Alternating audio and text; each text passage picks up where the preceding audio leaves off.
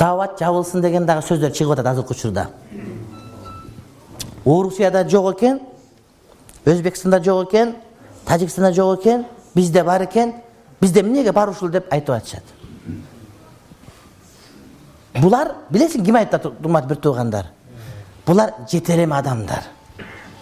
Булар Советтер Союз доорунда говорит Москва деп көнүп калган адамдар. Булардын духунда ээрчиме болуп калган адамдар айтып атышат да. Биз эмне болсо эле элдерди уга беришибиз керек экен да. А ошол биз айтып аткан элдердин бардыгынын тарыхынан биздин тарых узунураак, урматтуу бир тууганым. Биз эл болуп, мен көп айттым муну, каганат болуп турган учурда кээ бир улуттар пайда боло элек болчу. Түшүндүңөрбү? Биз орустун убагында жетелем болуп көнүп калып, айтса ошону ээрчи бере турган болуп жогандай эмес. Керек Алла деле бизди ээрчисин. Мен Орусияны көп кыдырдым. Дин маселеси боюнча Кудайга миңмет биринчи орундабыз. Абдушукур ажекебиз барсак, Абдушукур ажы кишинин досу. 25 000 адам кыргызстандык чогулду. Антип башка бир өлкөдө эч ким чогулган жок. Россиянын өзүндөгү татарлар дагы чогулган жер жок, урматтуу бир тууганым. Мечиттерге барсаң, толтура биздикилер, кайсыл жерге барсаң. Орусиянын мечиттеринде кыргызча баяр айтылып аткан болот да. Дин жаатында биз башкаларга үйрөтөбүз, урматтуу бир туугандарым. Жана үйрөтө алабыз. Ошон үчүн элдерди ушундай экен деп ээрчи бербестен, бизде ушундай силер ээрчилерди айтканга болуш керек. Мына кече ГКМБнын төрагасынын орун басары абдан жакшы жооп берди. Биздеги дават тияктагы даваттан башка маселе. Биздин менталитет, улуттук каада салт, биздеги толеранттуулук, мунун бардыгы биздеги дават эч зыяндуу эмес, балким бул жакшы нерсе деп жооп берип атат да. СМнын орун басары айтты, урматтуу бир тууганым. Ошон үчүн бул нерсени биз мында сактап калышыбыз керек. Анан кээ бир чачын өстүрүп берген бир туугандарыбыз кичине катачылык кылып атышат, булар урматтуу бир туугандар. Алар даватка көп сүйгөп коюп атышат да. Бир таксыр айтат, атам ажылыкка жиберейин десем, атам даяр эмесмин дейт. Качан даярданып бара? 10 жыл окушуң керек ажыга барыш үчүн, эмне кылыш керек? Мен айттым, 3 күн даватка жиберсең, атаң даяр болуп калат дедим. Эгер 40 күнгө жиберган болсоң, атаң амир сап болуп барып кирет ажыга. Ошон үчүн бул нерсени биз жоготпошубуз керек. Анан кээ бирлер бар, дамылалар эмнеге даватка чыкпайт, анан биз чыгабыз, булар чыгыш керек. Булардын жашоосу өзү дават, 24 саат даяр сенде ошо. Качан азан айтып берейин, качан жаназа окуп берейин, өлүп калса, качан дам салып берейин, качан никесин кыйып берейин деп скорый помощьто күтүп отурган жашоосу дават. Сен чык даватка. Сен чыгарып адамдар жетелеп алып кел, ошо молдого тизип бер. Апистар дамла раматылык муфтийбиз. Ошо киши дават алып келген бизге, билесиңер, бул кишинин устазы. Эгер ошондо апистар дамла болбогондо, балким бизге дават азыркыдай болбойт эле. Өзү Пакистанга барып, көрүп келип, ушул нерсе туура экен деп, өзү уруксат берген, биринчи уруксат берип чыгарган муфти апистар дамла, урматтуу бир туугандарым. Ушундай адам эле. Азыр эми даваттан болгон пайда сооптун бардыгы ошо кишиге жазыла берет, кете берет, анткени эшик ачып койгон.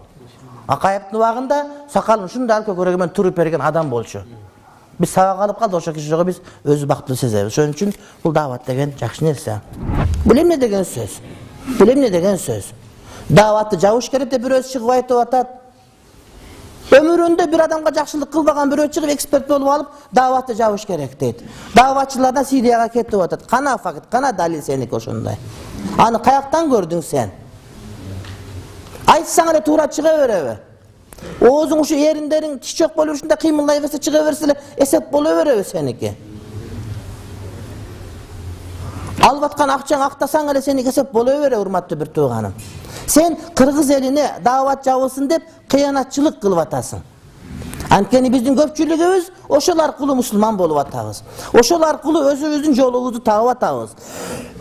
Сен ошону дагы бизден көп көрүп, кызганып, башка бирөөнүн тыйыны менен бизди жок кылгың келип атат.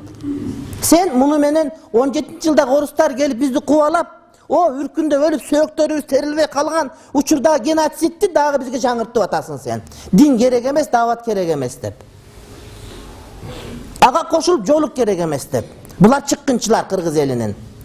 Түрк элинин чыккынчылары, мусулмандардын чыккынчылары. Булар мекени саткындары. Анткени биз улут катары, эл катары мусулман болгондон сакталып калгандыгыбызды элдин бардыгы билет. Ata babamız musulman bolup kelgen. Ata baba uşul dini tandap algan bizdiki. Oşoga karşı çıkıp atkandar ata babamızga, bizdin salaf salihindерибизге kıyanat kılıp atkandar. Tarıhты bulgap atkandar. Tarıhты karalap atkan adamlar dep esepleşibиз керек. Bunu tarih geçiriveş gerek. Uşul tarihka жазылыш керек. Ушундай убакытта, ушундай премьер министр, ушундай министрдин убагында мектепте жолук салынбаш керек деп чыкты. Ушундай деген бирөөлөр чыгып алып, дават жабыш керек деп айтты. Жөнел ушундай болуп атат деп эле сүйлөп коюп, ушинтип атат туугандарым. Бул эң чоң чыккынчылык. Мамлекет мындай чыккынчыларды билиш керек. Эл жұрт билиш керек дайыма. Бир тиын сурабаса, башка кылбаса, акмакчылык бул деген. Кээ бир адамдар даватка каршы, дават тууралуу айта кетесизби дейт. Дават туура Орусияда тыюу салынган. Бирок бизде тыюу салынган эмес. Эми Орусия христиан мамлекети, алар өздөрү каалаганын кыла берсин. Алардын расмий дини жанагыдай поп чоң молдосу. А биздики максат ажы, биз мусулман өлкөбүз. Ошон үчүн саясатта, урматтуу бир тууганым, бардык нерсени туурай бергенге болбойт. Даваттын жолу туура, бирок даватчылардын ичинде катачылык кетирип койгондору бар. Чачын өстүрүп алып, анан амирге баш ийбей, машвереге баш ийбей, көчөгө чыгып алып, катын баланы карабай көчөгө чыгып кеткен бир тууган, алар деле мусулман. Болгону кичине мындай бир кыйшайып кетип аткан түздөп коюш керек, бир аз тентегирээк эле бир туугандарыбыз. Ниети түз, акыл-эси жакшы, ыхласы жакшы, бир аз кемчилдиктери бар. Кемчилдик кимде жок, баарыбызда бар. Ошон үчүн даватты жектеген туура эмес. Айрыкча акыркы 10 жылда өлкөбүзгө диндин жакшы келүүсүнө дават өзүнүн терең салымын кошту. Ошондуктан муну жектеген туура эмес. Анан бирок ошол эле учурда инсанда кемчилик кетип турат, даватчынын өзүндө. Бирок андагы кеткен же мусулманда кеткен кемчилик бул деген урматтуу бир тууган исламда кеткен кемчилик эмес. Эгерде мен чубак ажы ката айтып койсом, бул илимде ката бар деген сөз эмес, анткени мен ката айтып койдум, пендемин ката сүйлөп койдум деген эле сөз болушу ыктымалы бар.